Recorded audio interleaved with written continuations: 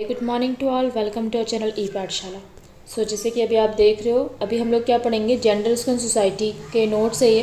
और सीरियसली ये बहुत इजी नोट्स हैं, बिकॉज इसमें मैंने एक तो प्रीवियस ईयर क्वेश्चन को ऐड किया है, और वो भी ऐसे ऐड किया है कि आपको वन लाइन पॉइंट में उसके आंसर मिल जाए। क्योंकि एक्चुअल में आपको बताऊँ हमारे साथ प्रॉब्लम क्या होती है, अगर मान लो हमको एक हेडिंग बताए तो हम उसके अंदर का तो लिख सकते हैं ना यार, मतलब इतना तो हम लोग है एबल हैं, ठीक है। अगर इस एज में हाँ इतना तो आपको लिखते आता ही चाहिए, ठीक है। मतलब हम लोग कितना ही पढ़ के जाते पेपर में तो लिखेंगे मन से, है ना। तो बस हमको क्या ज़रूरत होती है, हेडिंग्स की ज़रूरत होती है, ठीक है। तो इसमें मैंने जो मेनली है आपको हेडिंग बेसिस पे पूरा जो है gender skill and society notes को बताया है। और जो मैं आपको पहले क्लियर कर दूं, आप लोगों का अगर पहले का पढ़ा हुआ है तो आपको बहुत अच्छे समझ में आ जाएगा, बिकॉज मैं इसमें वन लाइन फैक्ट ही बताऊंगी। कुछ आंसरों को मैंने थोड़ा सा बड़ा करके लिखा है, बिकॉज ये आंसर बहुत ज़्यादा रिपीट हुए हैं प्रीवियस ईयर में। ओके, सो इससे आपकी ये इस सब्जेक्ट के विषय की समझ तो पूरी बढ़ जाएगी, और बहुत सारे जो क्वेश्चंस हैं वो आपके इसमें कवर हो जाएंगे, ठीक है। जैसे देखिए लिंग विभेद दिख रहा है, लिंग विभेद के प्रमुख कारण मैंने पॉइंट्स में बताए हैं, प्रभाव पॉइंट्स में बताए हैं, उपाय पॉइंट्स में बताए हैं, पाठ्य पुस्तकों की भूमिका क्या है पॉइंट्स में बताए हैं, शिक्षक निर्देशक के उसमें भूमिका पॉइंट्स में बताए हैं, ठीक है। तो ये सब चीज़ें हैं जो मैंने पॉइंट्स में आप लोगों को बताई है, और कुछ आंसर जो है जो आपको डिस्क्राइब करके भी समझाया है, ठीक है। तो उनको हम पढ़ेंगे। वीडियो थोड़ी बड़ी हो सकती है, बिकॉज आपको पूरा एक सब्जेक्ट में पढ़ाने वाली हूँ इसके अंदर, ठीक है। और अगर इसमें जितने पॉइंट्स हैं, इसमें जितने हैं, तो आप मान के चलिए आपका 60% जो है कंटेंट हो गया इस बुक का, ठीक है। सो दिल थाम के बैठिए, आंखें खुली और दिमाग भी खुला रखिए, ठीक है, कान भी, सब कुछ ध्यान से सुनिए, ठीक है। तो स्टार्ट करते हैं। देखिए, और मैं कोई चीज़ पढ़ती हूँ ना तो आप उस चीज़ को एनालाइज़ किया करो, ठीक है। एनालाइज़ करके पढ़ोगे ना तो ज़्यादा आपको चीज़ें समझ में आएंगी। सबसे पहला क्वेश्चन है भैया हमारा, लिंग की अवधारणा स्पष्ट करते हैं, उसका अर्थ लिख दिए। अवधारणा क्या होती है, हजारों बार बोला है, ये अर्थ नहीं होता है, अवधारणा होती है। लिंग का कंसेप्ट आया कहाँ से, ये वर्ड आया कहाँ से, किसने बोला, ठीक है, भगवान ने बोला क्या ऐसा, ठीक है। तो ऐसा हम लोग देख लेते हैं लिंग की अवधारणा क्या है। तो भैया सबसे पहले मनुष्य एक सामाजिक प्राणी है, अरस्तु ने कहा था ऐसा, ठीक है। परंतु प्रारंभिक मनुष्य एक सामाजिक नहीं था क्योंकि वह असभ्य था, असंगठित था, ठीक है, ठीक है। पर जब मनुष्य में चेतना आई, चेतना का विकास हुआ, तो क्या हुआ, उसने संगठित रहना स्टार्ट किया, संबंध बनाना स्टार्ट किया, ठीक है। और फिर जब संबंध बनाना स्टार्ट किया तो क्या प्रोसेस स्टार्ट हुई भैया हमारी, सोशलाइजेशन की, दैट इज सामाजिकरण की प्रक्रिया हमारी स्टार्ट हुई। अब सामाजिकरण की प्रक्रिया में समाज को और व्यवस्थित ढंग से प्रदर्शित करने के लिए क्या किया भैया हमने, जो मानव था, मानव दो रूपों में देखने को मिला हमको, कि एक मानव ऐसा है और एक मानव ऐसा है प्राकृतिक रूप से, ठीक है। तो समाज को अधिक व्यवस्थित करने के लिए मानव को स्त्री और पुरुष दो लिंगों में विभाजित किया गया, ठीक है। और उनके मूल व्यवहार के आधार पर उनके कार्य, नियम, उपयोगिता आदि का विभाजन कर दिया गया, ठीक है। इस प्रकार लिंग विस्तृत सामाजिक और सांस्कृतिक प्रसंग का एक भाग है, ठीक। व्याकरण अगर हम इसका आंसर लिखेंगे ना तो आपको ये शुरुआत तो लिख देना है कि यहीं से भैया अपनी लिंग की अवधारणा ये समाज ने ही बनाया है, ठीक है, नाम दिया है, ठीक है। मतलब इस मानव को मैं क्या नाम दूँ, तो उसने पुरुष और स्त्री को लिंग का नाम दे दिया है, ठीक है। तो लिंग का अर्थ क्या है, व्याकरण में जिस शब्द से स्त्री या पुरुष के होने का बोध होता है उसको हम क्या कहते हैं भैया, लिंग कहते हैं। कब पढ़ा होगा, छठी में पढ़ा होगा इसको, ठीक है। वेस्ट, अब हमको एक आदि का तो रटना पड़ेगा, तो वेस्ट और जिम्मरमैन के अनुसार लिंग, अभी मैंने आपको क्या बताया, व्यवस्था बताई ना, एक सामाजिक परिस्थिति थी, समाज ने व्यवस्था बनाई है। तो जिम्मरमैन और वेस्ट ने क्या बोला है, लिंग एक व्यक्ति के लक्षण नहीं है, यह सामाजिक परिस्थितियों में एक उद्गमी लक्षण है और समाज के मौलिक विभाजन का तर्कसंगत साधन है। इतना बेकार लिखने की आवश्यकता नहीं है, सीधा सीधा ये लिख देना कि यह क्या है, यह सामाजिक परिस्थिति का, या समाज के, यहाँ से लिखना भाई, यह समाज के मौलिक विभाजन का एक तर्कसंगत साधन है। अलग करना आवश्यक है ना, मतलब दो लोग हैं तो उनको अलग अलग आप करोगे ना, ठीक है। जैसे कोई भी क्या बोल सकते हैं, दो चीज़ें अलग होती हैं, अब किसी चीज़ को व्यवस्थित रखना हो तो इकट्ठा ना हो जाए, तो आप अलग अलग रखते हैं ना उस चीज़ को। तो उसी प्रकार समाज के मौलिक विभाजन का तर्कसंगत साधन क्या है? लिंग है। ठीक है। अब देखा जाए तो इस प्रकार लिंग जो है वास्तव में सामाजिकरण के दौरान की गई एक नई व्यवस्था है, जिसमें जैविक विभिन्नता के आधार पर, किसके? जैविक विभिन्नता के आधार पर, विभिन्न रुचियाँ और व्यवहार के आधार पर स्त्री और पुरुष का विभाजन कर दिया गया। ठीक है। कौन सी रुचियाँ, कौन से व्यवहार बता सकते हो जो जैविक रूप से हमारे अंदर है? अच्छा, आप बताते हो किसी लड़की को कैसे चलना है, किसी लड़की का कैसे शर्माना है या फिर कैसे बिहेव करना है? आप बच्चे से बच्चे, छोटे छोटे बच्चों को या फिर बताते हो क्या? लड़के क्यों ऐसे अलग चलते हैं, लड़कियां क्यों अलग चलती है, उनके हाथ पैर के हाव भाव क्यों अलग होते हैं? ये सब जैविक है। It is due to hormonal changes. ठीक है। जो वो गुणसूत्रों में जो उनके रहता है उसके अनुसार वो व्यवहार करती हैं। ठीक है। फेमिनिज्म में जो गुण होते हैं, फेमिनिज्म के क्रोमोसोम होते हैं स्त्रियों के, तो उस प्रकार व्यवहार करती हैं। ठीक है। और अगर किसी पुरुष में फेमिनिज्म के गुण आ जाए तो हम उसको नहीं बोलते तू ऐसा क्या हाथ हिला रहा है या फिर तू ऐसा क्या चल रहा है लड़की जैसा। ठीक है। तो ये हाव भाव जो होते हैं, हाव भाव लड़कियों के अलग होते हैं। लड़का अगर वो लड़की की तरह का हाव भाव करे तो अलग ही दिख जाता है। ठीक है। तो ये वही है कि जैविक विविधता के आधार पर, उनके विभिन्न रुचियाँ व्यवहार के आधार पर स्त्री पुरुष का विभाजन किया गया है। ठीक। अब लिंग विभेद क्या होता है? लिंग विभेद क्या होता है बताओ? लिंग के आधार पर किया गया भेद, जिसमें मूलतः स्त्री और पुरुष में जब उनके सामाजिक, सांस्कृतिक, ऐतिहासिक, राजनीतिक, आर्थिक रूप से जब उनमें विभेद किया जाता है, लिंग के आधार पर विभेद किया जाए, तो वो क्या कहलाता है भैया? लिंग विभेद कहलाता है। ठीक है। आया बात समझ में? अगर नहीं समझ में आया तो थोड़ा सा पीछे करके देख लो लिंग विभेद क्या होता है। लिंग विभेद के प्रमुख कारण क्या हो सकते हैं? अब कारण देखिए, लिंग विभेद के कारण क्या है? सामाजिक मानदंड और रूढ़ियाँ, है ना। समाज ने बना के दिया है मानदंड, रूढ़ियाँ बना के रखी है समाज ने कि लड़की ऐसी ही रहेगी और लड़का ऐसा ही रहेगा। लड़की को तरीके से बैठना, तरीके से हंसना, तरीके से बोलना। ठीक है। मतलब तुम दांत भी दिखाओगे तो समाज से पूछ के दिखाओ कि कितने दिखाना है। ठीक है। बाकी लड़कों का ऐसा कुछ नहीं है। ठीक है। काफ़ी कुछ है, ऐसा नहीं है लड़कों का कुछ नहीं है। अब बेचारे रो नहीं सकते। ठीक है। उनको कुछ हो रहा है, लग गई है, जराक लग गई है, रोना आ रहा है, पर नहीं रो सकते, लड़के हैं। ठीक है। और लड़कियां तो 2 घंटे तक उसी चीज़ में रोएंगी। ठीक है। अगर मतलब पापा ने लड़के को मार भी दिया तो लड़का इतना नहीं रोएगा, पर लड़की को आंख भी दिखा दी तो वो घंटे भर तक रोएगी। ठीक है। तो ये रहता है सामाजिक मानदंड, रूढ़ियाँ हैं जो लिंग विभेद के कारण है। शैक्षिक असमानताएं हैं, लड़कियों को कम शिक्षा दी जाती है, लड़कों को नॉर्मली देखी जाए तो अधिक शिक्षा दी जाती है, क्योंकि वही तो हमारे घर पे रहेगा, वही तो कमा के ला के देगा। ठीक है। स्त्री का काम क्या है? घरेलू है, तो उसको तो खाना बनाना, काम करना, यही सब है उसका काम। ठीक है। तो मेन काम क्या है? कमा के कौन लाएगा? लड़का लाएगा। तो ये शैक्षिक असमानता देखने को मिली है। आर्थिक निर्भरता, जब पढ़ने नहीं दोगे तो वो कैसे आर्थिक निर्भर होगी? पितृसत्तात्मक समाज है, मतलब जो वंश है वो पिता के उससे चलेगा, पुत्र के उससे चलेगा। ठीक है। पति के उससे चलेगा।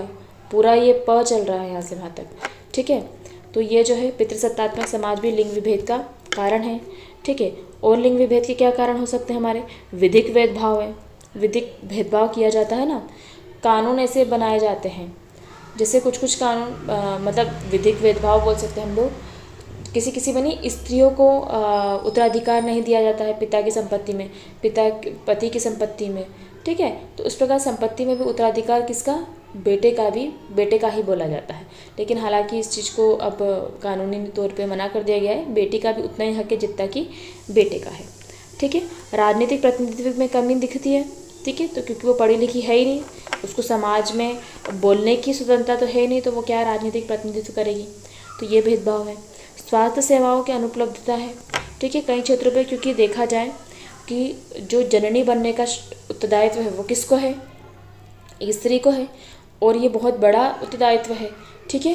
अगर किसी बच्चे को आप जन्म देते हो तो आपको आपके स्वास्थ्य का बहुत ध्यान रखना पड़ता है। ठीक है। क्योंकि वो आपका स्वास्थ्य उस बच्चे के स्वास्थ्य का आधार बनाता है।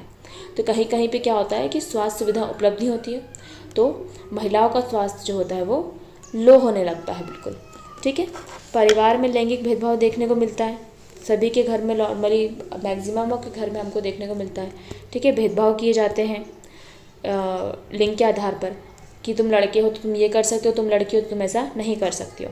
ठीक है। मीडिया द्वारा स्टीरियोटाइप्स बनाए जाते हैं। मीडिया कैसे स्टीरियोटाइप्स बनाती है? जैसे मीडिया में भैया कुछ कुछ नाटक ऐसे बनते हैं जिसमें स्त्री को षड्यंत्रकारी बताया गया है। क्या सभी स्त्री ऐसी होती है? क्या किसी स्त्री के सपने नहीं होते? ठीक है। और या फिर पुरुष वर्ग को बहुत मेहनत करने वाला, और स्त्री तो बिल्कुल आराम से सज धज के घर पे आराम कर रही है, खाना पीना तो कोई और ही बना रहा है। ठीक है, तो ये सब स्टीरियोटाइप्स है, ये मीडिया बता रही है हमको। ठीक है, जबकि वो जो अभिनय कर रही है, वो अभिनय करता जो है वो खुद क्या है, सेल्फ डिपेंडेंट है ना वो तो। ठीक है, तो ये मीडिया की आ जाएगी। उसके बाद सांस्कृतिक और धार्मिक मान्यता है। कई चीज़ों में जैसे विवाह के पश्चात क्या होता है, स्त्री का मेन काम क्या है कि पुरुष पूजा करेगा और उसके हाथ को केवल इधर टच करना है। ठीक है, तो ये पूजा मतलब तब दोनों की मानी जाएगी। तो एक जोड़े से पूजा होती है, मतलब मेन काम जो है पूजा हवन ववन का, तो वो सब पुरुष करेगा और स्त्री को केवल उस पर ऐसे हाथ रखना है, उसकी वामांगी हो तुम।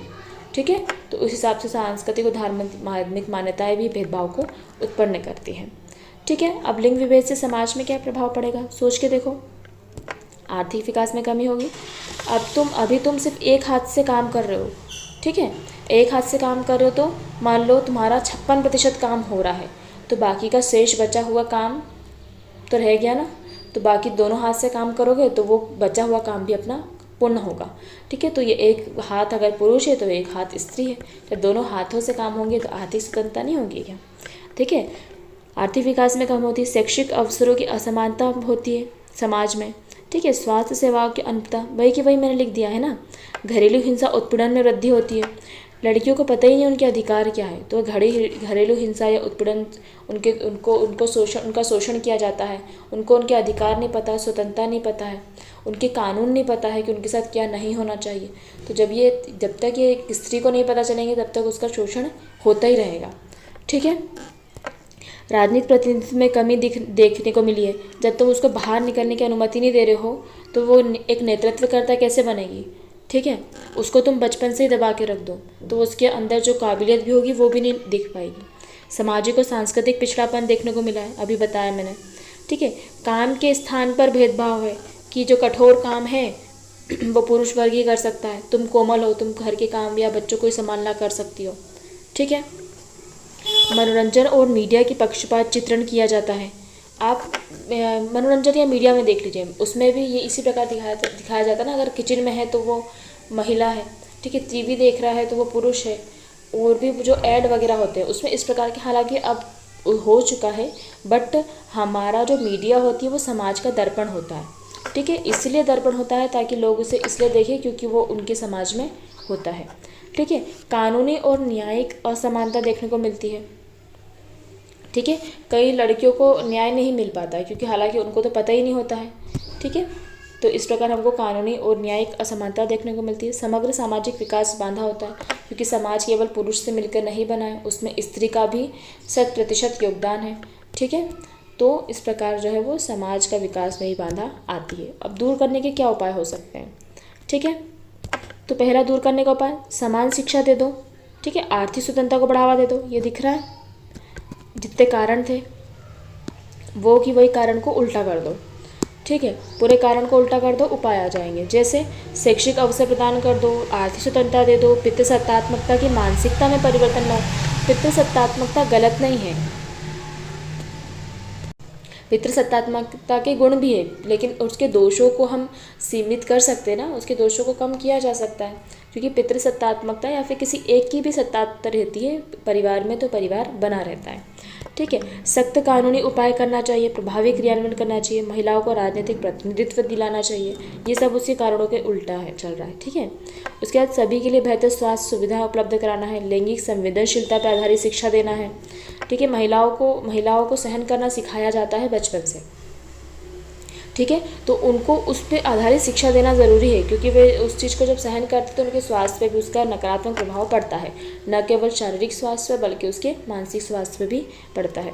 ठीक है, कार्यस्थल पर समानता की नीति होना चाहिए, मीडिया में महिलाओं को सकारात्मक और सशक्त चित्रण दिखाना चाहिए।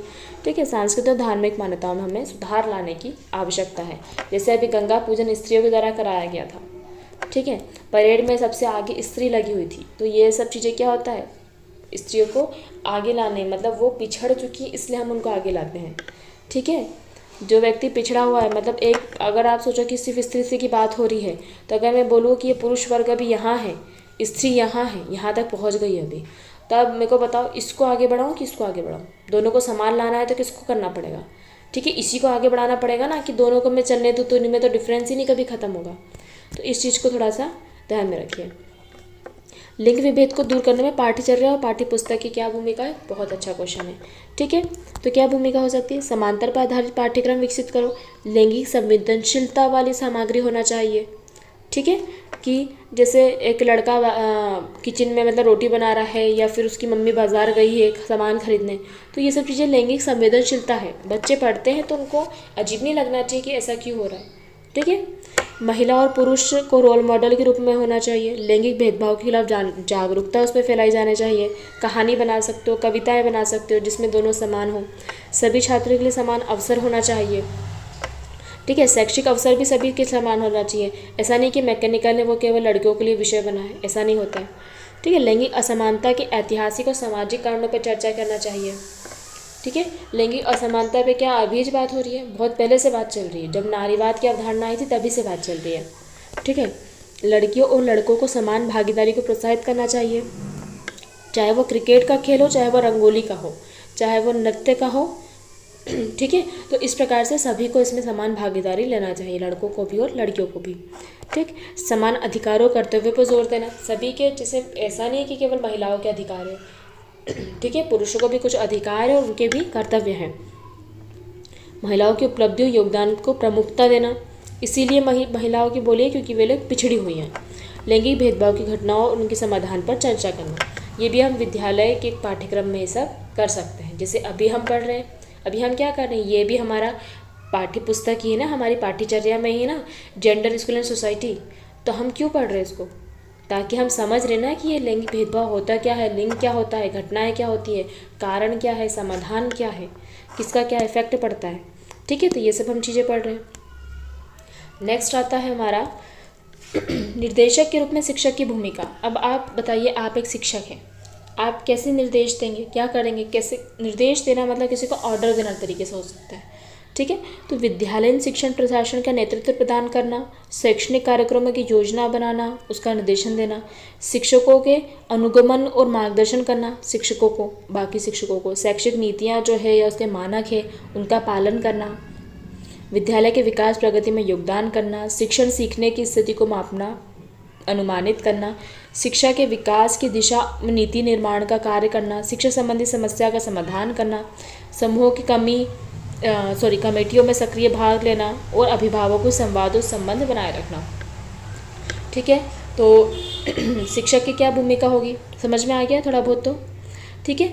मतलब जो शैक्षिक कार्यक्रम है उनकी योजनाएं बना सकते हैं आप, मार्गदर्शन दे सकते हैं आप, नीतियाँ बना सकते हैं, ठीक है। आप छात्र केंद्रित योजनाएं बना सकते हैं आप, छात्रों के जो पेरेंट्स हैं, अभिभावक हैं, उनसे संबंध बना सकते हैं, ठीक है। उसके बाद आप जो अधिगम में आ रही समस्याओं पर ध्यान केंद्रित कर सकते हैं, समस्याओं के समाधान के लिए आप कुछ नीतियाँ या कानून बना सकते हैं, ठीक है। उन क्रियान्वयन के लिए अपनी निगरानी रख सकते हैं। तो ऐसे आप क्या कर सकते हैं, शिक्षक की भूमिका है एक निर्देशक के रूप में, ठीक है। अब है किशोरावस्था में विद्यार्थियों का लिंग एवं लैंगिक संबंधी निर्देशन और परामर्श कैसे दे सकते हैं। अगर आप किशोरावस्था में विद्यार्थियों को लिंग और लैंगिक संबंधी निर्देशन देना है तो आप कैसे दोगे, ठीक है। विद्यार्थियों के लिए स्वास्थ्यपूर्ण लैंगिक संबंधों को महत्व को समझाना, आप उनको समझाएंगे कि स्वास्थ्यपूर्ण लैंगिक संबंध क्या होते हैं। विद्यार्थियों को शर्मिंदगी और लैंगिक स्वास्थ्य संबंधी सवालों पर खुलकर बात करने की प्रेरणा देना, ठीक है। तो आधे अपराध हमारे यहीं खत्म हो जाएंगे, क्योंकि काफ़ी लोग जो होते हैं, ठीक है, उनका जब शोषण होता है, यौन शोषण होता है, तो वो खुलकर नहीं बोल पाते, ना अपने माता पिता से क्या, मतलब शिक्षकों से क्या, माता पिता से भी नहीं बोल पाते। तो जब तक आप उनकी खुली सोच नहीं करोगे, क्योंकि ये बड़ा मुद्दा है, ठीक है। तो विद्यार्थियों को शर्मिंदगी और लैंगिक स्वास्थ्य संबंधित सवालों को खुलकर बात करने की प्रेरणा देना, ठीक है।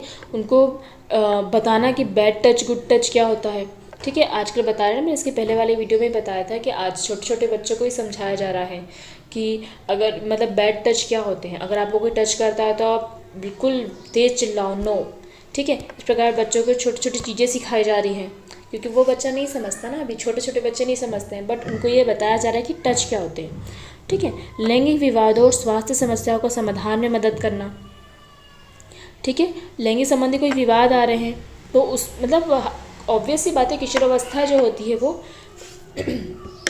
उस समय हमारे जो हार्मोन्स लेवल होते हैं बहुत हाई होते हैं, ठीक है। अब डिपेंड्स ऑन यू कि आप इतनी जब दोनों ही हाई लेवल पे होते हैं तो आप पे डिपेंड करता है कि आप उसको नकारात्मक ले जाते हो या सकारात्मक ले जाते हो, ठीक है। आप में एनर्जी बहुत होती है तो ये आपके ऊपर डिपेंड करता है कि आप किस किस उसमें उसको मोड़ते हो, मतलब हवा बिल्कुल तेज़ी से चलती है, ठीक है। तो इस समय हमको बहुत ज़्यादा ध्यान देना होता है बच्चों पर। तो स्वास्थ्य लैंगिक आचरण की महत्वपूर्णता को समझाना, ठीक है। विद्यार्थियों को सुरक्षित लैंगिक आचरण के बारे में कि आपको कैसे रहना चाहिए, आपको कैसे आचरण करना चाहिए, ठीक है। आचरण में मतलब आ सकता है कि आपको एक दूसरे के लिंग के प्रति सम्मान होना चाहिए। ऐसा नहीं कि लड़कियों को नफरत है लड़कों से, मतलब उस जात से नफरत है, ठीक है। या फिर लड़के जो है वो लड़कियों का सम्मान नहीं करते, ठीक है। तो दोनों का एक दूसरे का सम्मान करना आवश्यक है।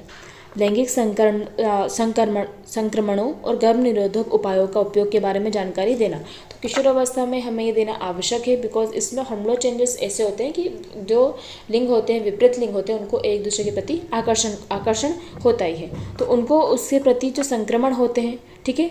और इस समय जैसे स्वास्थ्य की बात करें तो ये कोई एज नहीं होती किशोरावस्था, ठीक है। तो स्वास्थ्यपूर्ण लैंगिक जो आचरण है वो भी इसके अंतर्गत आता है। इसके अलावा गर्भ निरोधक जो उपकरण है उसके उपयोग के बारे में भी हमको इसी समय जानकारी दे देना चाहिए, ठीक है।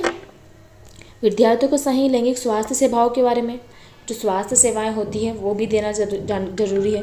लैंगिक अपमान और हंसी मजाक के खिलाफ जागरूकता बढ़ाना, आपको किसी के लिंग का अपमान करना, हंसी मजाक उड़ाना, ठीक है, उसे हीन भावना से देखना गलत है।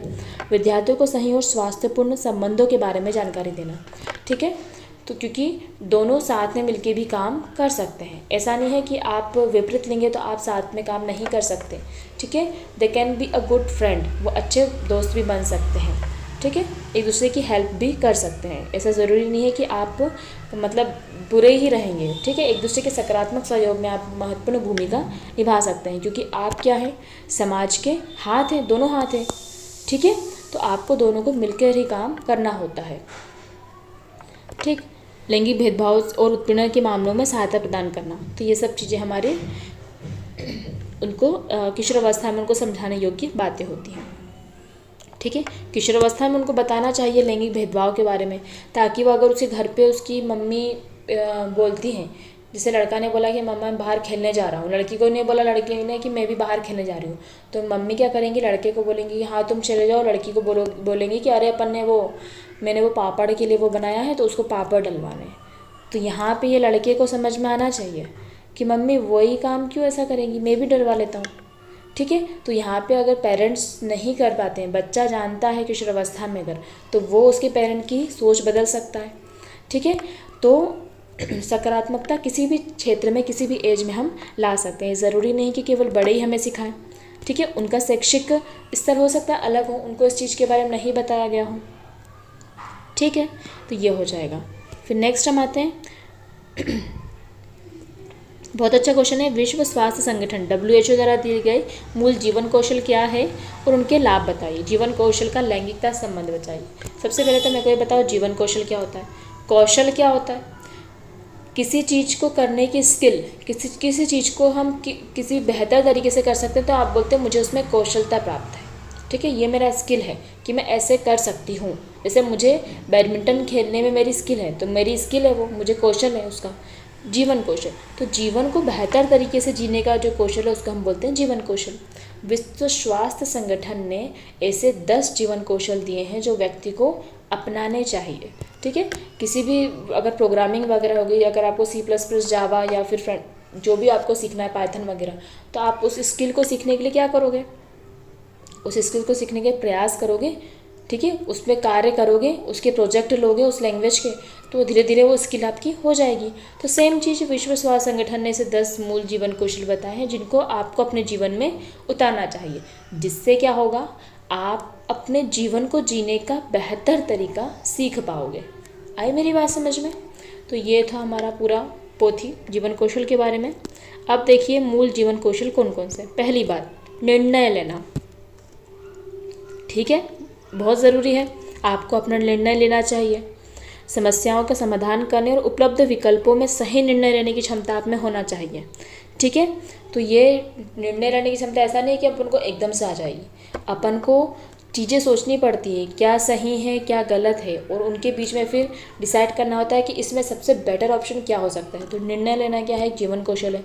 समस्या समाधान, ठीक है, समस्या को पहचाना और उसे प्रभावी ढंग से हल करने की क्षमता होना चाहिए।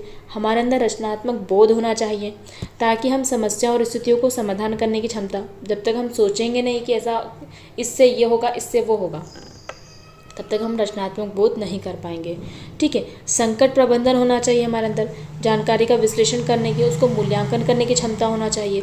हमारे अंदर संचार कौशल होना चाहिए। जब तक हम कम्युनिकेशन स्किल नहीं लाएंगे तो हम अच्छे, स्पष्ट और प्रभावी तरीके से अपने विचार और भावनाओं को कैसे समझा पाएंगे। ठीक है, जैसे अगर मैं बोलूँ तो मुझ में भी इतना अच्छा संचार कौशल नहीं है, बट मैं अभी उस चीज़ को सीख रही हूँ। ठीक है, मैं उस चीज़ को ला रही हूँ कि मैं कम से कम अपनी बात तो तुम्हें समझा पाऊँ। जब मैं अपनी खुद की बात तुमको नहीं समझा पा रही हूँ तो किस बात का संचार कौशल। ठीक है, तो ये चीज़ें हम जितना प्रैक्टिस करेंगे उतना हमको आएगी।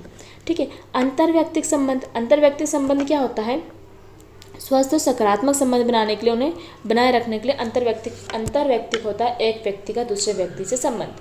ठीक है, तो एक संबंध जो होता है वो भी हमारे जीवन कौशल है। आगे आप अकेले रहेंगे नहीं रहोगे ना, तो आप में आपका किसी दूसरे व्यक्ति से जो संबंध होता है, किसी भी रिश्ते का हो सकता है, फ्रेंड का हो सकता है। ठीक है, तो वो संबंध बनाना भी जो होता है वो क्या है, एक कौशल है। ठीक है, क्योंकि संबंध में मतलब उतार चढ़ाव आते रहते हैं, तो आपको कहाँ पे झुकना है, कहाँ आपको नहीं झुकना चाहिए, तो ये सब चीज़ होता है अंतर्व्यक्ति संबंध के अंतर्गत आता है। आप में आत्म जागरूकता होना चाहिए। आत्म जागरूकता से क्या होगा, दूसरे आपका शोषण नहीं कर पाएंगे। आप अपने आप को, अपनी भावनाओं को, अपने उद्देश्यों को और लक्ष्यों को समझने की क्षमता रखते हैं।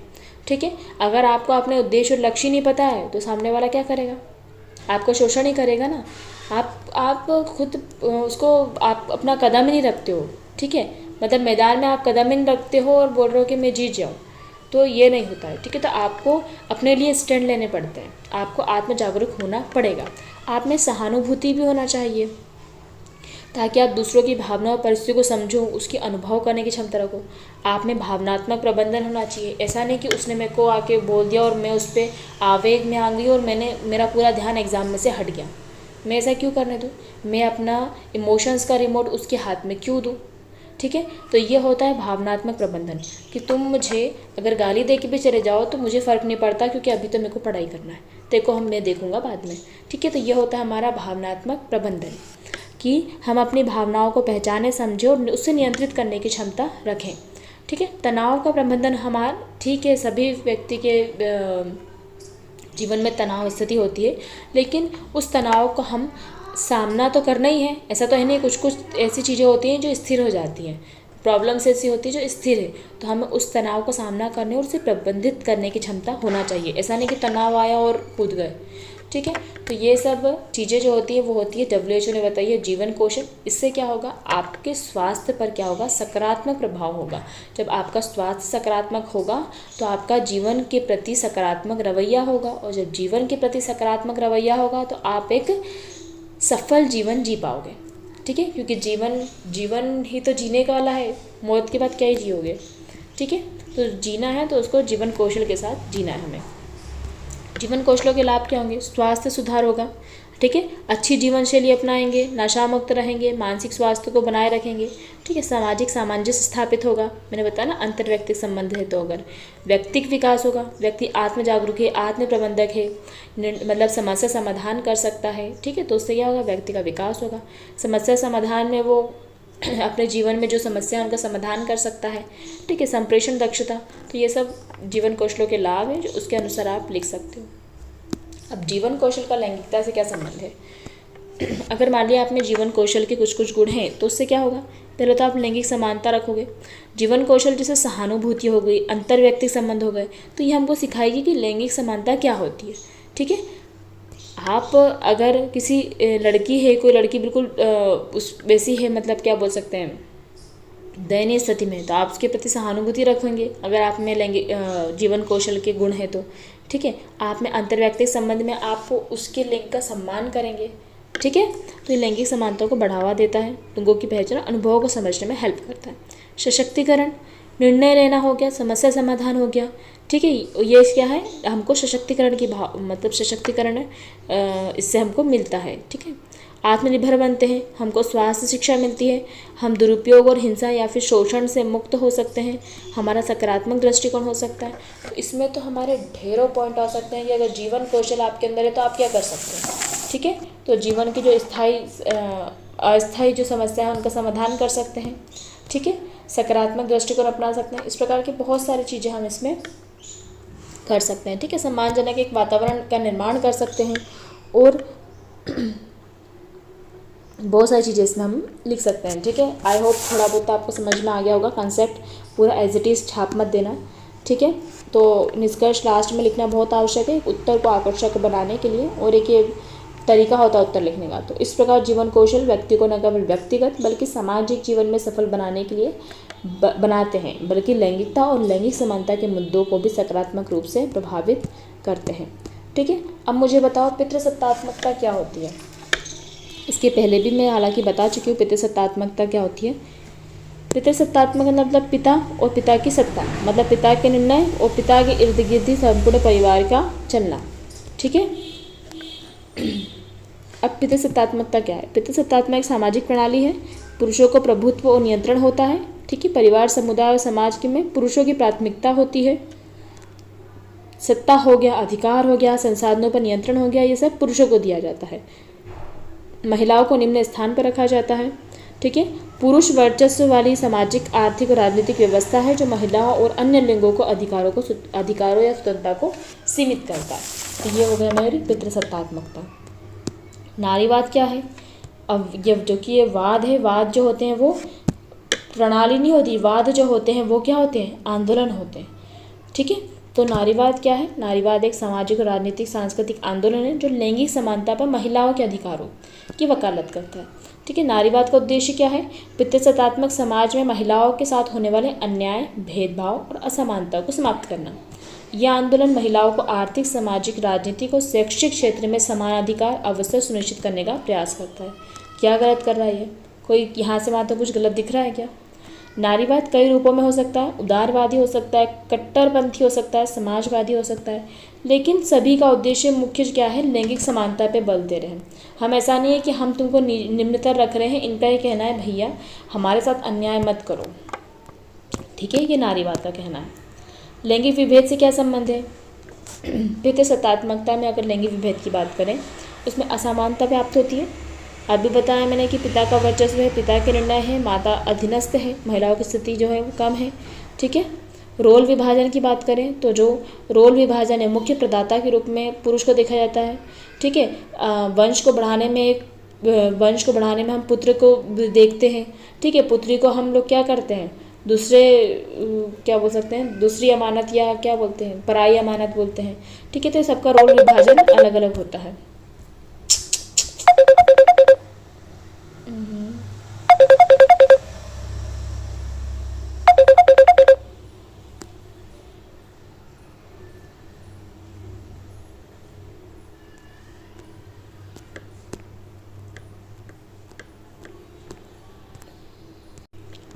ठीक है, इसके बाद थोड़ा बहुत हम इसको देख लेते हैं। रोल विभाजन में क्या है, महिलाओं के लिए कठोर स्थिर भूमिकाएं निर्धारित की जाती हैं, पुरुष के लिए मुख्य प्रदाता रक्षक के रूप में देखते हैं, जबकि महिलाएं घरेलू काम और बच्चों की देखभाल तक सीमित कर देती हैं। दमन देखा गया है ना, पिता नॉर्मली जो लिंग का दमन होता है, शारीरिक, मानसिक और भावनात्मक रूप से कमज़ोर और उसको निर्भर बनाया जाता है। ठीक है, मतलब महिलाओं को अगर कोई काम भी करना है तो उसको पुरुष से पूछकर करना पड़ता है। अगर वो नहीं पूछती है तो उसको ऐसा लगता है पुरुष को कि इसने मेरा अपमान कर दिया। ठीक है, मतलब पुरुष का ऐसा कहना है कि मैंने तुमको अधिकार दिए हैं अगर बाहर जाने के, मतलब मैंने स्वतंत्रता दी है तो ही तुम जा सकती हो। ठीक है, एक्चुअली में ऐसा कुछ होता नहीं है, ये सब स्थितियाँ हैं पितृसत्तात्मक व्यवस्था की। ठीक है, नारीवाद की हम बात करें तो नारीवाद में ये लोग समानता की वकालत करते हैं। नारीवाद लैंगिक समानता की वकालत करता है, समाज में महिलाओं व अन्य लिंगों के साथ होने वाले जो भेदभाव है उसके खिलाफ संघर्ष करता है। सशक्तिकरण की बात करता है, नारीवाद जो महिला को सशक्त करने की बात करता है। ठीक है, कि उसे भी निर्णय लेने के अवसर दिए जाए। जागरूकता और तो नारीवाद शिक्षा और जागरूकता के माध्यम से लैंगिक विभेद को समाप्त करने का प्रयास करता है। यह लैंगिक समानता के मुद्दों को उठाता है और समाज में सकारात्मक बदलाव लाने की कोशिश करता है। ठीक है, यहाँ से थोड़ी शिक्षा का उदाहरण दे दिए गए हैं। मैक्सिमम उदाहरण आप देखना मैंने यही दिए हैं, शिक्षा, कार्यस्थल, सामाजिक, घरेलू। ठीक है, इस हिसाब से आप लिख सकते हैं। अब यौन शिक्षा क्या है, इसके महत्व लिखिए। इसके प्रति जागरूकता बढ़ाने के लिए कौन सी आधुनिक युक्तियाँ अपनाई जाती हैं। परिवार, विद्यालय, सार्वजनिक स्थानों पर यौन उत्पीड़न किस प्रकार रोका जा सकता है। ठीक है, तो ये एक आंसर हो जाएगा हमारा। सबसे पहले तो हम पढ़ेंगे यौन शिक्षा है क्या भैया। ठीक है, तो यौन शिक्षा एक ऐसी प्रक्रिया है जिसके माध्यम से व्यक्ति यौन स्वास्थ्य, यौनिकता या यौन संबंधों या यौन अधिकारों के बारे में जानकारी प्राप्त करता है। इसका उद्देश्य है लोगों को सुरक्षित, स्वस्थ, जिम्मेदार यौन व्यवहार के लिए तैयार करना। यौन शिक्षा यौनिकता के विभिन्न पहलुओं को समझने में मदद करता है और अन्य व्यक्ति को यौन संबंध के बारे में सही निर्णय लेने में सक्षम बनाता है। ये जो है बहुत अच्छी डेफिनेशन है। ठीक है, स्रोत क्या हो सकते हैं, आपको कहाँ कहाँ से शिक्षा मिल सकती है। ठीक है, परिवार से मिल सकती है, विद्यालय से मिल सकती है, स्वास्थ्य सेवाओं के थ्रू मिल सकती है, मीडिया से मिल सकती है, सामुदायिक संगठनों से मिल सकती है। तो ये सब क्या है, इसके स्रोत हैं। ठीक है, जैसे माता पिता तो बच्चों के प्रारंभिक स्रोत हो सकते हैं। ठीक है, उनको बता सकते हैं स्वास्थ्य के बारे में, यौनिकता के बारे में, उनको सही मूल्य सिखा सकते हैं। विद्यालय में पाठ्यक्रम हो गए हैं या शिक्षक हो गए हैं। ठीक है, या उसमें कोई कार्यक्रम हो रहा है तो उसके थ्रू हम सीख सकते हैं। स्वास्थ्य सेवा में डॉक्टर, नर्स या स्वास्थ्य क्लिनिक में जो उसकी व्यवस्था होती है उसकी जानकारी या परामर्श दिए जाते हैं। मीडिया, इंटरनेट तो ढेर के दे देगा, जो पूछोगे वो बताता है। सामुदायिक संगठन भी होता है, वो भी यौन शिक्षा के प्रसार में महत्वपूर्ण भूमिका निभाते हैं। अब महत्व क्या है, ताकि स्वस्थ संरक्षण हो। ठीक है, स्वास्थ्य के लिए स्वास्थ्य का संरक्षण हो सके, जिससे जो यौन संचालित रोग जो रोग हैं वो कम हो, अनचाहे गर्भपात न हो। ठीक है, उसके लिए आवश्यक जानकारी पता होना चाहिए। सुरक्षित व्यवहार जरूरी है। ठीक है, कि कैसा व्यवहार किया जाना चाहिए आपको एक दूसरे के प्रति। ठीक है, ये इसके अंतर्गत आएगा। जानकारी और निर्णय शिक्षा, यौन शिक्षा व्यक्ति को सही जानकारी और निर्णय लेने की क्षमता प्रदान करती है। ठीक है, कि क्या उसका शरीर उस लायक है। ठीक है, ये जानकारी हमको होती है। सहमति और अधिकार की बात करें तो यौनिकता का संबंध सहमति और अधिकारों के महत्व में जागरूक बनाता है। ठीक है, मतलब किसी भी व्यक्ति की सहमति के आधार पर ही उस पर संबंध बनाना चाहिए। अगर असहमति के आधार पर बन रहा है तो मतलब वो कानूनी विरुद्ध है। तो बच्चे को मतलब जो है उसको ये भी पता होना चाहिए, उसके अधिकार पता होना चाहिए, उसको ये पता होना चाहिए कि स्वीकृति क्या होता है। ठीक है, समाज में सकारात्मक बदलाव, तो यौन शिक्षा समाज में यौनिकता के प्रति सकारात्मक दृष्टिकोण और समझ को बढ़ावा देती है, जिससे यौन उत्पीड़न भेदभाव को कम किया जा सकता है। ठीक है, आधुनिक युक्तियाँ हम कैसे बढ़ा सकते हैं, डिजिटल प्लेटफॉर्म्स हो गए हैं। ठीक है, और ऑनलाइन कोर्स हो गए, वेबिनार्स हो गए, सोशल मीडिया हो गई, इन अभियानों के माध्यम से हम बढ़ा रहे हैं। इंटरेक्टिव ऐप्स हो गए हैं। ठीक है, बहुत सारे मोबाइल ऐप्स हो गए, गेम्स हो गए हैं जो युवाओं को आकर्षित कर उसकी जानकारी देते हैं। वीडियो सामग्रीज हो गई हैं, वीडियो के थ्रू आप या डॉक्यूमेंट्री के थ्रू जो होता है इस प्रकार की वीडियो जागरूकता अभियान चलाए जाते हैं। ठीक है, जागरूक किया जाता है। सोशल मीडिया इन्फ्लुएंसर्स जो होते हैं मतलब लोकप्रिय सोशल मीडिया इन्फ्लुएंसर्स जो होते हैं, जैसे अगर कोई अमिताभ बच्चन हो गया, दीपिका पादुकोण हो गई, तो ये इन्फ्लुएंसर्स जो होते हैं तो अगर वो किसी या ब्लॉगर वगैरह कुछ होता है, वो शिक्षा के संदेश फैलाने के लिए आपको प्रेरित करते हैं। वर्चुअल रियलिटी शोज़ जो होते हैं उसके माध्यम से भी हम क्या करते हैं, जो नाटक वगैरह होता है, सीरियल वगैरह, उसके माध्यम से भी इसकी शिक्षा दी जा सकती है। ठीक है, परिवार, विद्यालय और सार्वजनिक स्थानों पर यौन उत्पीड़न रोकने के क्या उपाय हैं। ठीक है, तो आप जो यौन उत्पीड़न होता है तो उसका परिवार में कैसे रोक सकते हो, आप बात करो। ठीक है, तो माता पिता को अपने बच्चों से यौनिकता के और सहमति के बारे में खुली ईमानदार बातचीत करना चाहिए।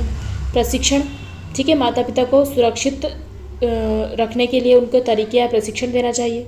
सुरक्षा दिशा निर्देश देना चाहिए, अपने शरीर की सुरक्षा कैसे करना है या असहज स्थिति में ना कहने के लिए प्रोत्साहित करना चाहिए। ठीक है, या आप क्या कर सकते हो, परिवार में कर सकते हो। विद्यालय में आप क्या कर सकते हो, आप समावेशी पाठ्यक्रम लेके आइए, उसमें यौन शिक्षा को शामिल कीजिए, उसमें सभी प्रकार की जानकारी, उत्पीड़न समस्याएं समाधान दीजिए। शिक्षक प्रशिक्षण आप कर सकते हो, सुरक्षा नीतियां आप बता सकते हो विद्यालय में तो पाठ्य पुस्तक हो गया, पाठ्यक्रम हो गया, शिक्षक हो गया, शैक्षिक कार्यक्रम हो गया। बहुत सारी चीज़ें पाठ्य विद्यालय के थ्रू हमको पता चल सकती है। ठीक है, जैसे अभी हम पढ़ रहे हैं, हम भी तो हमारे विद्यालय में ही पढ़ रहे हैं ना। ठीक है, सार्वजनिक स्थान में कैसे जागरूकता अभियान चल गया सार्वजनिक स्थान पे, तो हम उससे करते हैं। सुरक्षा प्रावधान, ठीक है, इससे सार्वजनिक परिवहन सार्वजनिक स्थानों पर सुरक्षा के प्रावधानों को मजबूत किया जा सकता है ताकि वहाँ पर यौन उत्पीड़न न हो। ठीक है, कानूनी सख्ती होना चाहिए इसके लिए, यौन उत्पीड़न के खिलाफ सख्त कानूनी प्रावधान होना चाहिए। ठीक है, अभी तो बहुत कानूनी प्रावधान तो बहुत आ गए हैं, पर काफ़ी जो लोग होते हैं वो FIR ही नहीं दर्ज करते हैं, क्योंकि उनके मन में वो शर्मिंदगी होती है, वो हम कैसे बोलें। तो ये सब जो है वो प्राकृतिक रूप से इसको स्वीकार करना चाहिए। मतलब कुछ चीज़ें जो होती है ठीक है व्यक्तिगत होती है, लेकिन अगर वो प्राकृतिक है उसे आप चेंज नहीं कर सकते हो, जो चीज़ें आपके हाथ में नहीं हैं, तो उसके प्रति तो आपको कदम उठाने पड़ेंगे और आपको क्या बोल सकते हैं, खुलकर इस पर ईमानदारी से बात करना आवश्यक है। ठीक है, तभी हम इसके आगे बढ़ सकते हैं। जब तक आप खुलकर बात नहीं करोगे तब तक आप इस भेद को समाप्त नहीं कर सकते हो। और ये जो भेद है ना वो बहुत हद तक जो है, क्योंकि पुरुष का तो ऐसा है कि पुरुष तो सबके सामने कुछ भी बोल देते हैं। ठीक है, तो ये जो भेद है वो बहुत हद तक स्त्री को पीछे रखते हैं। अगर ये भेदों को, लिंग भेद को कम कर दिया ना, तो स्त्री तो काफ़ी चीज़ों में वैसे ही आगे ही है। ठीक है, तो इस चीज़ को भी अगर कम कर दिया जाए तो हो सकता है कि जो सामाजिक आर्थिक राजनीतिक क्षेत्र में भी स्त्री पुरुष के समान आ ही जाए। ठीक है, फिर नेक्स्ट है विद्यालयों में यौन शिक्षा क्यों आवश्यक है। ये अभी मैंने आपको बताया ना, वैसे शिक्षक की जो भूमिका है वो विद्यालय में आवश्यक रहेगी। देख लीजिए, एक बार पढ़ लीजिए। यौन शिक्षा विद्यालयों में विद्यार्थियों के जीवन को महत्वपूर्ण मुद्दों की समझ प्रदान करती है। यौन स्वास्थ्य और शर्मिंदगी स्वास्थ्य संरक्षण के बारे में जानकारी प्रदान करती है। इसमें विद्यार्थियों में यौन समस्याओं स्वास्थ्य संबंधी जानकारी प्राप्त होती है, तो ठीक से सलाह लेने में क्षमता प्राप्त हो जाती है। ठीक है, आपको यौन उत्पीड़न और उससे संबंधित समस्याओं के बचाने के सक्षम बनाती है। विद्यार्थियों को समाज में स्वतंत्र और सही यौन नीतियों का महत्वपूर्णता को समझाती है। यौन शिक्षा विद्यार्थी की समझ में विवादित मुद्दों को समझने में हेल्प करती है। ठीक है, यौनता या यौन भेदभाव जो होते हैं या समलैंगिक संबंध के बारे में जानकारी देती है। ठीक है, जैसे समलैंगिक को पहले तो मतलब बहुत तो समाज ने तिरस्कृत ही कर दिया था, पर ऐसा नहीं है, वो भी मानव है। ठीक है, तो उनको भी जीने का अधिकार है, उनकी भी भावनाएं हैं, तो हमको सभी की भावनाओं को समर्थन करना आवश्यक है, करना चाहिए। ठीक है, इसके माध्यम से विद्यार्थी यौन संक्रमण और प्रतिरोधक के बारे में जानकारी प्राप्त कर सकते हैं। ठीक है, जागरूक हो सकते हैं, सही निर्णय ले सकते हैं, स्वास्थ्यपूर्ण और समर्थ यौन संबंध बना सकते हैं। ठीक है, विद्यार्थी अपनी शर्मिंदगी और धार्मिक और सांस्कृतिक मूल्यों को भी समझ सकते हैं। ठीक है, यह उन्हें स्वास्थ्यपूर्ण और समयानुकूल यौन जीवन जीने में मदद करेगी, जो उनकी समृद्धि और समाज में समानता बढ़ाने में महत्वपूर्ण है। ठीक है, तो ये थोड़े से टफ पॉइंट है, जहाँ तक मुझे लगता है इसकी लैंग्वेज थोड़ी टफ है, तो जिसमें जो शिक्षक का रोल रहता है ना, शिक्षक ने जो निर्देश दिए हैं। ठीक है, यौन शिक्षा के संबंधी किशोरावस्था में जो हमने यौन शिक्षा पढ़ी है उसके बहुत सारे पॉइंट आप इसमें लिख सकते हो। ठीक है, तो मेरे हिसाब से तो बहुत सारे पॉइंट आपको मिल गए होंगे, ज़्यादा बड़ा नहीं होगा, वीडियो ख़त्म होने वाला है। विद्यालय में पुरुष और महिला के रूप में युवाओं के सामने कौन कौन सी चुनौतियाँ आती हैं, तो विद्यालय में क्या क्या हो सकता है। लैंगिक भेदभाव, ठीक है, असमानता देखी गई है, मतलब कोई भी कार्य है, मैंने बताया ना, वही क्रिकेट हो गया, रंगोली हो गया, डांस हो गया। स्थानीय को सांस्कृतिक समझौते होते हैं। कुछ समाजों में लैंगिक भूमिकाओं के खिलाफ स्थानीय को सांस्कृतिक समझौते की चुनौती होती है, जो युवाओं के बीच समन्वय बनाने में मददगार नहीं होती। शिक्षकों की सोच भी हो सकती है। व्यक्तिगत संबंधों की चुनौतियाँ आ जाती हैं, मतलब विद्यालय स्तर पर तो मतलब हमारे विद्यालय स्तर पर तो यही था कि हम नफरत करते थे, मतलब अगर कोई लड़का है तो उसको तो पिटवाओ। ठीक है, ऐसा होता था हम तो युवाओं के बीच व्यक्तिगत संबंध और समझौतों में चुनौती पैदा कर सकता है। शारीरिक सुरक्षा जो होती है, महिला युवाओं को अक्सर शारीरिक सुरक्षा के मामलों में पुरुषों से अधिक चुनौतियों का सामना करना पड़ता है। ठीक है, क्योंकि महिलाओं का शरीर अलग होता है, तो उनको अपनी शारीरिक सुरक्षा के संबंध में भी थोड़ा सा सतर्क रहना पड़ता है। अभिभावक और उनके प्रभाव, ठीक है, तो पुरुष और महिला युवाओं के बीच अभिवादन और उसके प्रभावों के बारे में सही जानकारी प्रदान करना एक चुनौती हो सकती है। स्वास्थ्य और व्यक्तिगत समस्याएं हो सकती हैं। सामाजिक स्थिति में असमानता होती है, और जैसा समाज रहेगा वैसा हमारे विद्यालय में भी हम रहेंगे। ठीक है, यौन हिंसा और उसका प्रभाव हो सकता है। ठीक है, तो ये सब चीज़ें क्या हो सकती है विद्यालयों में। मतलब मैं बताऊँ, घूम फिर के ना आपको मैंने मतलब 3600 बातें बता दी हैं, जिसको आप आंसर में अपने पुट कर सकते हो। ठीक है, आप इसको भी अपने मन से लिख सकते हो ना कि क्या क्या समस्याएं होती विद्यालय में युवाओं के सामने, है ना। शिक्षा की कोई भी प्रणाली उसके शिक्षक से उच्च नहीं हो सकती। इस आधार पर लिंग एवं यौन समस्याओं के समाधान में शिक्षक की भूमिका बताइए। अब मुझे बताओ, वो जो प्रश्न लिखा था हमने शिक्षक निर्देशक के रूप में, उसमें और इसमें क्या अंतर होगा इतना? नहीं होगा ना इतना। फिर भी एक बार हम पढ़ लेते हैं, ठीक है। तो इसको तो हम पढ़ ही लेंगे, थोड़ा सा हम इसको अपने दिमाग से भी इसके पॉइंट्स को कर लेंगे रिकग्नाइज। जैसे जागरूकता और शिक्षा, ठीक है। तो आप सबसे पहले तो वो लिख सकते हैं कि शिक्षा की कोई भी प्रणाली उसके शिक्षक से उच्च नहीं हो सकती। यह बात सामाजिक और शैक्षणिक संस्कृतियों में शिक्षक की महत्वपूर्ण भूमिका को दर्शाती है, विशेषकर लिंग और यौन समस्याओं के समाधान में। तो शिक्षक क्या कर सकता है? जागरूकता, एक शिक्षक का यह कर्तव्य है कि उसको अपने बच्चों को, जो विद्यार्थी उनको जागरूक रखना चाहिए। यौन शिक्षा देना शिक्षक का काम है। सामाजिक समर्थन, समाज में जो रूढ़ियाँ हैं उन पर तर्कसंगत बातें की जा सकती है शिक्षक से, ठीक है। उसके जो मेन मूल्य हैं उन मूल्यों के विपरीत तो नहीं हम कहीं जा रहे हैं, ठीक है। क्या हमने उसके अर्थ का अनर्थ तो नहीं कर दिया है, ठीक है। सामाजिक परिवर्तन की प्रेरणा दी जा सकती है, ठीक है। व्यक्तिगत समर्थन दिया जा सकता है शिक्षक के द्वारा, ठीक है। छात्रों के साथ व्यक्तिगत स्तर पर बातचीत करके उनको और समझाया जा सकता है और सही मार्गदर्शन दिया जा सकता है, ठीक है। नेक्स्ट आते हैं हम लोग पाठ्यक्रम में सम्मिलित, ठीक है। पाठ्यक्रम में जब आप किसी चीज़ पाठ्य वस्तु को समझाते हैं तो आप ऐसे उदाहरण ले सकते हैं जो कि लिंग समानता पर बल देता हो। समर्थन निर्देशन, ठीक है। आपको समय समय पर उनको समर्थन निर्देशन देना चाहिए। ऐसा नहीं है कि आपने एक टॉपिक उठा लिया और उस पर मतलब विषय पे लगातार रोज की रोज वही समझा रहे हो, तो एक समय परिस्थिति के अनुसार उनको समझाया जा सकता है। समाज में बदलाव की समीक्षा आप कर सकते हो, ठीक है। मतलब आप छात्रों से पूछ सकते हो कि ये समाज में ऐसा हो रहा है कि ऐसा होना चाहिए, आपको क्या लगता है? तो उनके आलोचनात्मक दृष्टिकोण का विकसित कर सकते हो, उनका सहयोग और समर्थन कर सकते हो, उनके बीच में आपसी भावना करके ना यौन समस्या को समाधान सक्षम हो सके। साझा जिम्मेदारी होती है शिक्षकों की भी, ठीक है। शिक्षक छात्रों को यौन समस्याओं के मुद्दे पर साझा जिम्मेदार महसूस कराते हैं, उन्हें बताते हैं कि समाज में सुधार लाने के लिए सहयोग कैसे किया जा सकता है। प्रेरणा और नेतृत्व काम भी शिक्षक करते हैं, ठीक है। वो उनको लिंग समानता के प्रति प्रेरित करते हैं, उन्हें नेतृत्व की भूमिका निभाने के लिए प्रेरित करते हैं, जिससे समाज में बदलाव लाया जा सकता है, ठीक है। मतलब शिक्षक छोटे बच्चों को भी ऐसा बोल सकते हैं ना कि अगर माताजी घर में खाना बना रही हो तो आप पिताजी से पूछ सकते हो कि आप संडे को फ्री हो तो आप मम्मी की हेल्प क्यों नहीं करवा रहे हो, ठीक है। या फिर आप आज मम्मी की छुट्टी क्यों ना हो जाए, ठीक है। इस प्रकार से तो मम्मी को भी छुट्टी दे दी जाए, इस प्रकार के करते हैं बच्चे, ठीक है। करते हैं बच्चे, ऐसा नहीं करते।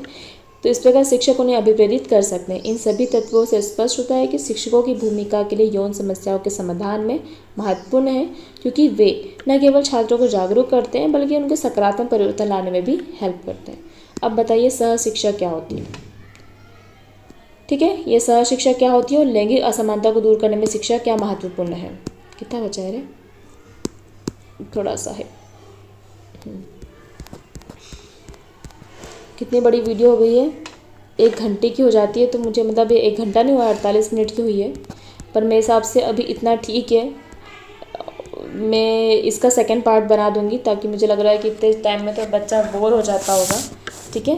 तो इसके आगे का जो पोर्शन है मैं आपको नेक्स्ट जो है इसका पार्ट 2 सेम थंबनेल रहेगा। मतलब जो इसका मैं थंबनेल बनाऊंगी ना वो सेम थंबनेल रहेगा, बस उसमें पार्ट 1 और पार्ट 2 लिखा रहेगा, ठीक है। तो आप उसको देख लीजिए, ये बहुत IMP क्वेश्चन है, इससे बहुत सारा आपका कंसेप्ट भी क्लियर होगा। और ठीक है, और प्रीवियस ईयर क्वेश्चन उठाए हैं, तो आपने अगर प्रीवियस ईयर पेपर नहीं देखा है तो आप देख लीजिए, ये पूरे के पूरे क्वेश्चन है जो मैं आपको समझा रही हूँ, ठीक है।